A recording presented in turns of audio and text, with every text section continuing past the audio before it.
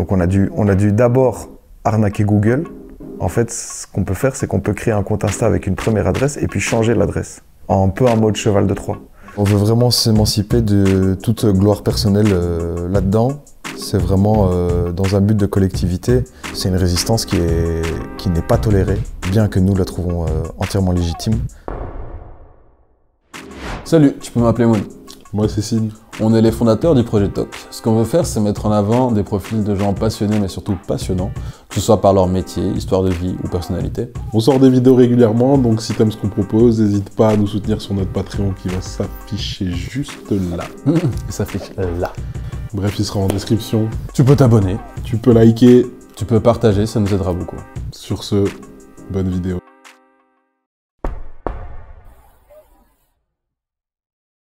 Bonjour. Bonjour. Bienvenue. Bonjour. Pouvez-vous nous faire un rapide tour de vos parcours respectifs avant de vous engager avec Sweepa? Où vous avez grandi? Quelles sont vos influences? Moi, j'ai toujours été dans dessin, graffiti, graphisme. Mon souhait, en fait, c'était de mettre à profit ce que je sais faire pour une cause, enfin pour cette cause-là. À la base, moi, j'ai grandi à Bruxelles, à Schaerbeek. Parcours scolaire un peu chaotique sur le départ. Le dessin, t'as fait une école d'art ou c'était une passion plus que t'as travaillé toi-même? Mon père, initialement, était dessinateur de presse dans des journaux alternatifs, anarchistes. Il nous a vraiment initiés au dessin, il a vraiment poussé cet aspect créatif, il y avait toujours de quoi faire, même s'il n'y avait pas beaucoup de sous à la maison ou des trucs comme ça, il y avait toujours de quoi dessiner pour en fait continuer de faire tourner J'imagine la aussi créativité. qu'il y avait du coup le dessin et les idées qu'elle avait avec Ouais. Ouais. Bon, mon contexte familial globalement est assez alternatif, de gauche et avec l'artistique qui vient avec. Et puis par après, dans le parcours scolaire, il a fallu à un moment que je m'oriente dans quelque chose qui fonctionnait un peu mieux pour moi. Et donc je suis rentré dans le circuit des écoles d'art. Et à partir de ce moment-là, ça a été beaucoup mieux. Et toujours dans l'alternatif, culture hip-hop, graffiti, de fil en aiguille, j'en suis arrivé, à mettre une impulsion graphique sur la tes idées. lutte. Ouais. Enfin, sur tout ce que tu défends aussi. Ouais.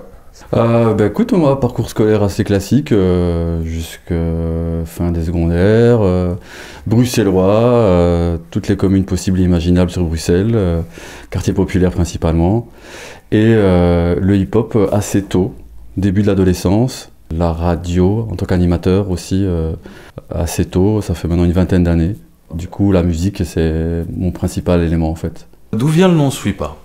Fala voulait essayer de trouver un nom avec Palestine, mais Insta, Meta et tout ce qui est était en mode Palestine, ça ne marchera jamais. Et donc, il a fait des dizaines et dizaines de tests. On a essayé plein de variations d'adresses email différentes parce que Google bloquait aussi.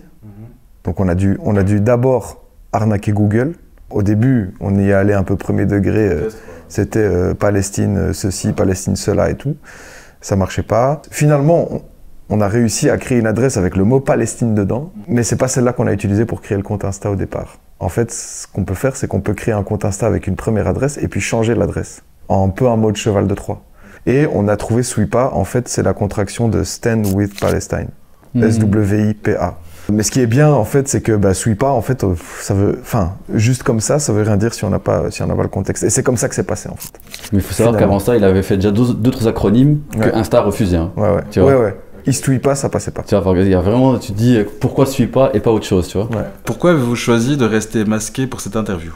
Moi, personnellement, c'est parce que Sweepa, c'est une communauté. Si on m'avait laissé le choix, il y aurait beaucoup de gens, en fait, ici autour de la table, en fait. Mais vraiment, beaucoup de gens. Je me voyais mal mettre un visage sur ça, tu vois. On veut vraiment s'émanciper de toute gloire personnelle là-dedans. C'est vraiment dans un but de collectivité. On a effectivement la possibilité de répondre à ces questions parce qu'on est au noyau de cette initiative.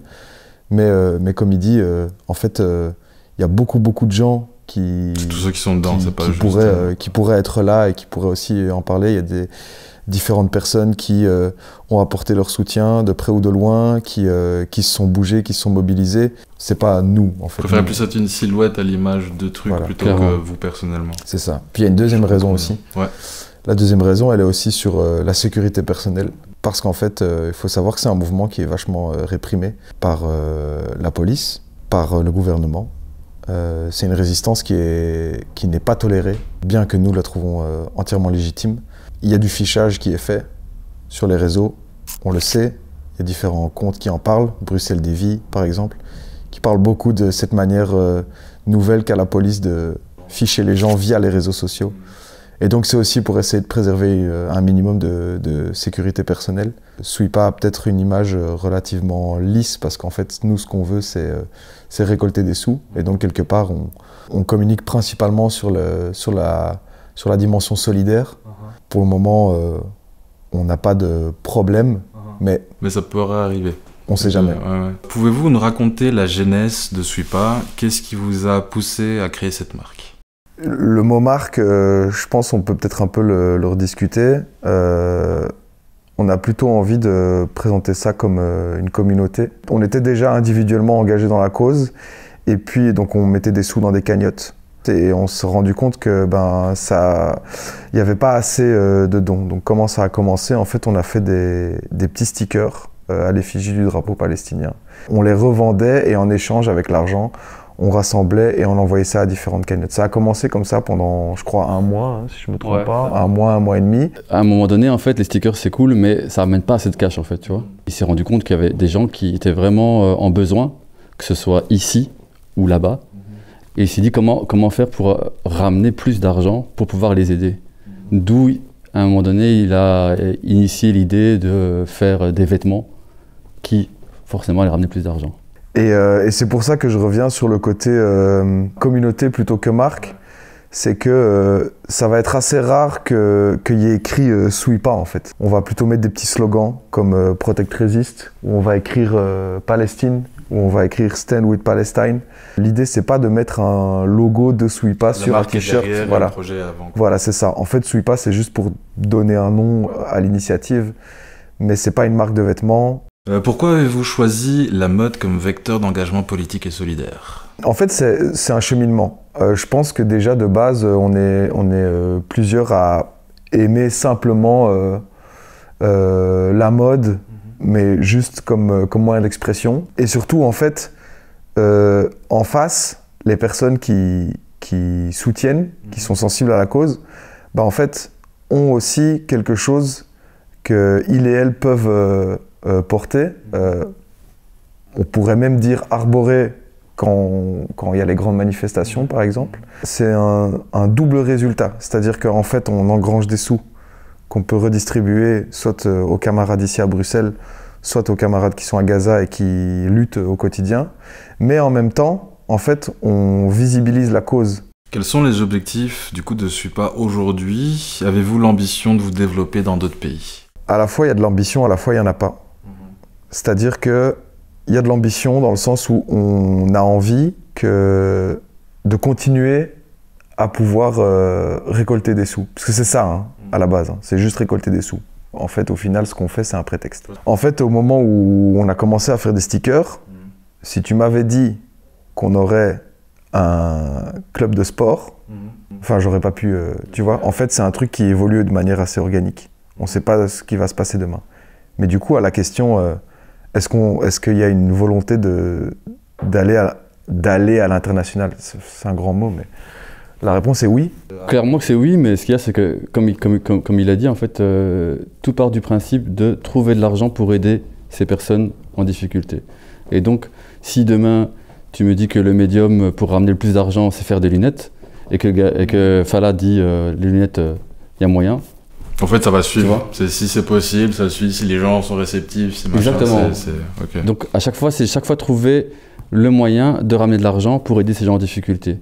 Et, in fine, en effet, essayer peut-être de faire écho à d'autres ailleurs. Mais même pas que ce soit en France ou ailleurs, même aussi en Belgique, tu vois. Ouais, mais parce qu'au final, une lutte, c'est pas... Il n'y a pas de restriction territoriale, quoi. C'est vraiment... C'est pour tout le monde, tous ceux qui se sentent concernés en tout cas. C'est pour ça que c'est sweepa.brussels, c'est parce qu'en fait, pour le moment, on est localisé ici. Mais si un jour, on se rend compte qu'il y a des personnes qui sont intéressées, et évidemment, il faut qu'il y ait aussi, humainement, il faut que ça fonctionne. Mais si à un moment, il y a quelqu'un dans une autre ville, en Belgique ou dans une autre ville, dans un autre pays, qui se dit, tiens, en fait, on peut, vos t-shirts, on peut les réimprimer ici et les vendre ici. Et en fait, après, utiliser les mêmes canaux que vous pour envoyer de l'argent ou pour aider des personnes dans le besoin là, c'est très bien. Tout en n'oubliant pas qu'il y a déjà d'autres initiatives qui se font. Hein, oui, aussi. Tu vois, que ce soit en termes de t-shirts, alors pas aussi élaborées que celle-ci, où vraiment il y a différentes déclinaisons, hoodies et autres, tu vois. Mais en termes de t-shirts, il y a pas mal d'autres initiatives à Bruxelles et ailleurs en Belgique qui se font. Comment sont conçus vos produits, les designs, les choix des matériaux, qui fait quoi? Amou, il est, on va dire, sur le terrain, parler avec les gens, réaliser des ventes, beaucoup de logistique. Moi, je suis un peu plus sur la partie production et création. C'est toi qui fais les designs ouais. Okay. C'est lui l'artiste. C'est lui, ok. Plus globalement, comment se déroule la production? Donc, que ce soit la production de vêtements, là-bas, comment redistribuer l'argent? On se ping-pong un peu des idées, on discute avec les artistes avec lesquels on collabore. Tout ce qui est imprimé se fait ici à Bruxelles avec des amis de longue date qui ont déjà un bon atelier qui tourne déjà bien, qui bossent avec nous. Quand on a des produits qui ont besoin d'être faits en usine, les casquettes ont été brodées en Italie, les écharpes ont été tissées en Pologne. Et puis ensuite, la redistribution, elle se fait via des canaux digitaux. Je pense qu'on va essayer quand même de garder une certaine discrétion par rapport aux canaux en eux-mêmes. Mais en tout cas, on a à chaque fois des retours en images. C'est important. En fait, c'est important pour les gens qui nous soutiennent que ces personnes voient que c'est effectivement bien réceptionné en face. Collaborez-vous avec d'autres artistes ou structures engagées dans vos projets? Pas mal de collaborations, entre autres le bâtiment Jésus. C'est un bâtiment abandonné qui a été pris par un ami à nous et il a ouvert tout l'espace à différents artistes. Avec d'autres artistes aussi, notamment des artistes gazaouis aussi. C'est ouvert ce que tu entends? C'est ouvert. Page à suivre, c'est UPP, Unis pour la Palestine. Ça, c'est l'asso qui s'occupe des événements au Jésus. Mais il y a aussi d'autres associations en fait, avec qui on a pu soit aller mettre un stand et collaborer avec eux, soit in fine ils nous ont guidés vers d'autres personnes qui soit voulaient avoir nos contacts pour pouvoir justement redistribuer de l'argent qu'ils avaient récolté. Et inversement, pareil, nous aussi, pouvoir bénéficier de leurs contacts. Le tout premier événement, c'était l'événement Cinclet. On a pu faire pick-up point pour les gens qui avaient précommandé des t-shirts et puis en vendre aussi sur place. On a été invité au festival Éclosion à XL, au Circle Park. On a aussi le groupe Unionix, donc des supporters de l'Union Saint-Gilloise, qui se sont beaucoup mobilisés en récoltant les Eco Cups utilisés pendant les matchs, et qui ont fait plusieurs donations à Sweepa suite à ça. Donc on a quand même pas mal de collectivités qui ont montré du soutien. On en profite pour les remercier d'ailleurs. Et pour en revenir au fait qu'il n'y a pas que sur Bruxelles, il y a eu aussi des collaborations avec entre autres des amis à nous, Namirois, des breakers qui ont initié différents événements autour de la Palestine pour réunir des fonds pour la Palestine, et dont un avec les breakers de Gaza. On a pu aller aussi mettre un stand et vendre différentes choses. Il y avait le truc en Hollande aussi. Et il y avait le truc en Hollande, c'est vrai. Ah oui, c'est vrai. Au Rotterdam. C'est Rotterdam. Et il y a plusieurs mois, il y a eu une sorte d'événement autour de la mode arabe. On a eu des contacts avec des amis à nous qui étaient actifs dans cet événement et qui nous ont permis d'avoir là aussi un stand, pouvoir et vendre et discuter autour de la cause palestinienne. Sur l'aspect humain, il y a eu beaucoup de rencontres qui ont été faites. Via ça, des amitiés qui se sont créées. C'est très cool aussi, en fait, on en apprend beaucoup plus sur les uns les autres aussi. Dans la solidarité. Ouais, ça fait renforcer la phrase « on est ensemble », tu vois.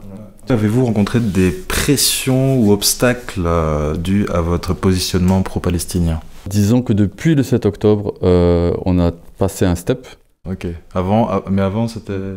Déjà avant, en fait, moi personnellement, les manifs pro-palestiniennes, c'est pas juste le 7 octobre, tu vois, c'était déjà bien avant. Des pressions, enfin moi pour ma part, clairement oui, que ce soit la police menace de t'arrêter, soit te donne une amende administrative, soit te suit sur les réseaux, des pressions de gens dont tu t'attends même pas. Moi par exemple, vu que je suis dans les médias, animateur radio et tout, j'ai déjà pu constater ces derniers mois, lorsque j'ai voulu aborder l'une ou l'autre question, que d'un coup, des gens que je pensais être, peut-être pas pro-palestiniens, mais en tout cas ouverts à la question, moins ouverts à la question que ce que j'aurais cru.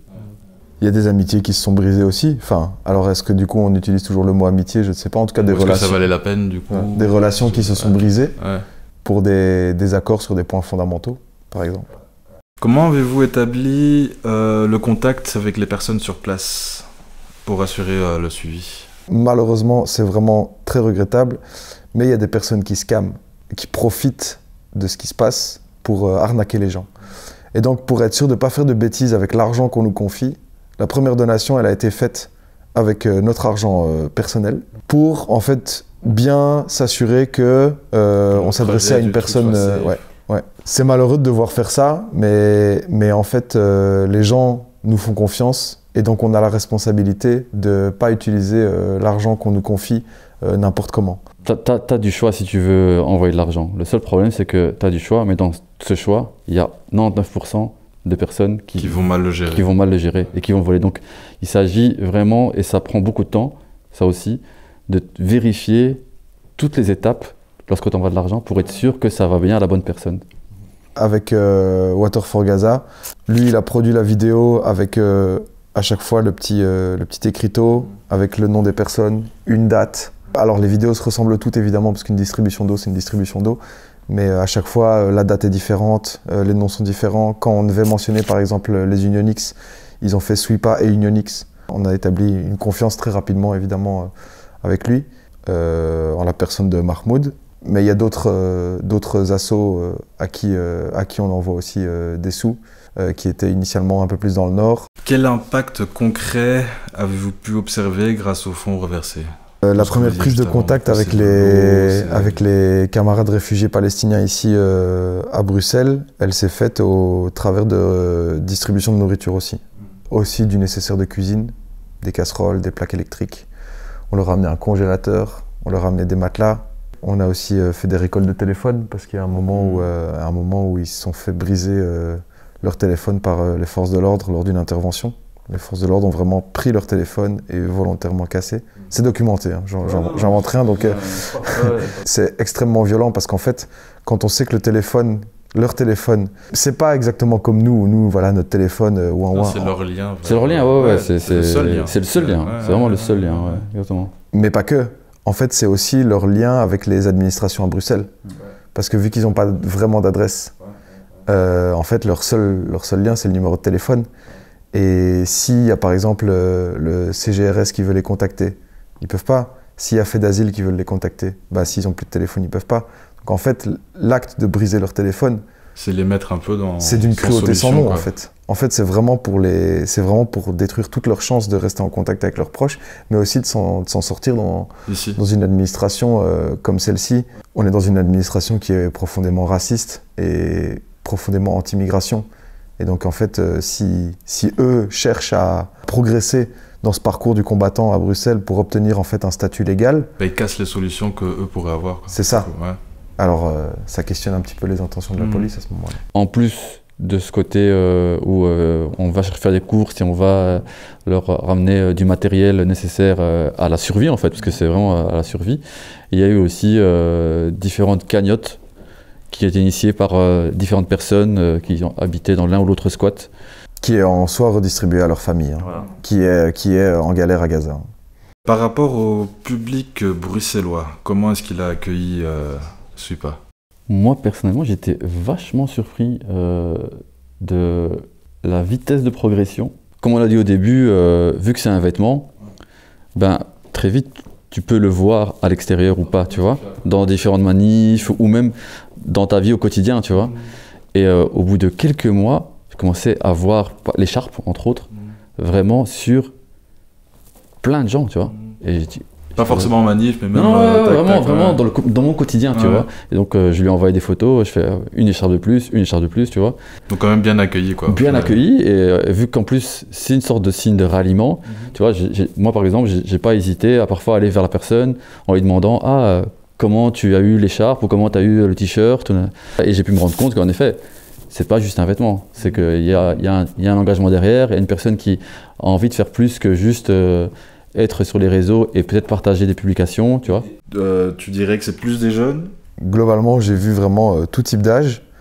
Mais s'il y a une majorité, effectivement, c'est plutôt la génération 18-30. Ouais, c'est ça. Ouais. Parce qu'en fait, il y a aussi beaucoup de personnes, et ça nous a été dit très souvent, il y a beaucoup de personnes en fait, qui ne savent pas comment faire pour soutenir. C'est vrai. Et en fait, quelque part, ben là, il y a une Certitude. il y a une certitude. Déjà parce qu'en fait, avec les différentes actions qu'on a déjà réalisées, en fait, quelque part, on a établi une relation de confiance. Et donc, en fait, les personnes savent que ben, ça ne va pas n'importe où. Surtout que pendant longtemps, il y a eu beaucoup de gens qui ont cru, ou en tout cas à juste titre ou à mauvais titre, hein, mais qui ont cru que envoyer de l'argent à Gaza ne servait à rien parce qu'il n'arrivait pas, parce que les ONG n'arrivaient pas à passer la frontière, etc. Tu vois. Et donc, du coup, quand ils venaient vers nous, ils disaient « Ah, au moins avec vous, je sais que, vu que vous participez aussi avec des Gazaouis ici à Bruxelles, je sais que mon argent va servir, quoi qu'il arrive, que ce soit ici à Bruxelles ou ailleurs, parce que vous avez montré, de par vos stories, de par vos publications, que cet argent n'allait pas nulle part. » Avez-vous reçu des retours ou une forme d'attention au niveau politique ou gouvernemental? Non. Quelle place occupent les réseaux sociaux dans votre stratégie de communication? Est-ce un outil central pour vous? C'est complètement central. Là, pour le coup, autant Instagram, shadowban, autant Palestine, ça l'irrite, mais autant sans Instagram, la vérité, ou sans d'autres réseaux, ce serait galère, en fait. C'est une réflexion qui est un peu plus globale, mais il y a beaucoup de personnes qui sont activistes qui quittent les réseaux. Je pense que c'est une décision sur laquelle il y a moyen de débattre, parce qu'en fait, un illustre rappeur du nom de Medine disait quand tous les dégoûtés seront partis, il ne restera plus que les dégoûtants. C'est déjà ça, Twitter. Twitter, c'est ça. Mais ça, c'est à cause d'un célèbre monsieur qu'on ne citera pas, mais voilà. Quoi. Mais du coup, on est en droit de se poser la question, tiens, mais en fait, si on se barre d'Instagram, par exemple, en fait, on laisse la place aux fachos. Est-ce qu'on veut ça?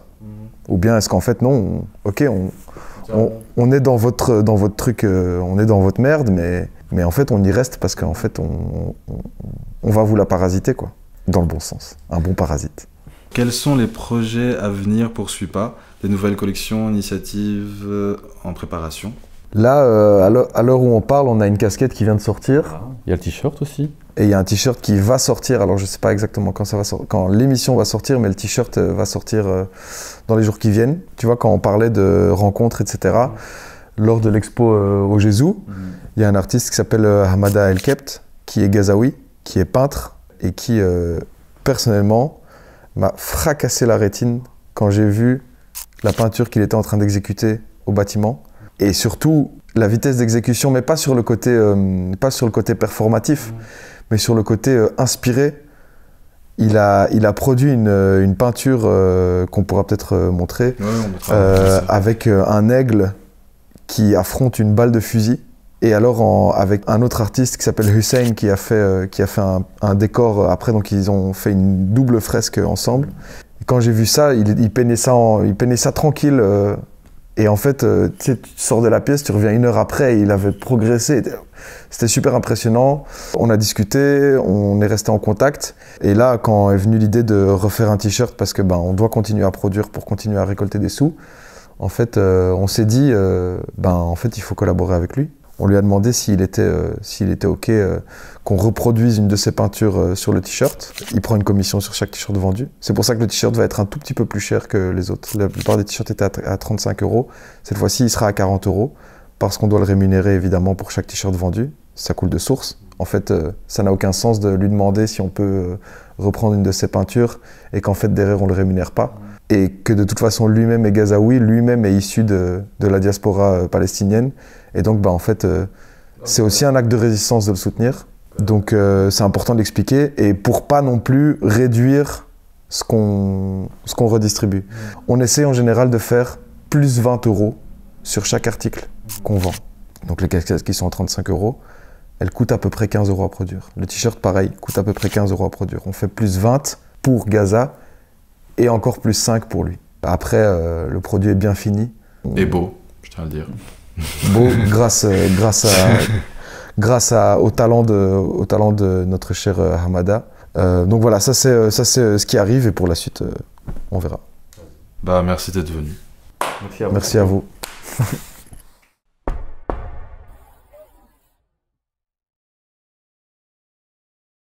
Abonne-toi. Mets la cloche.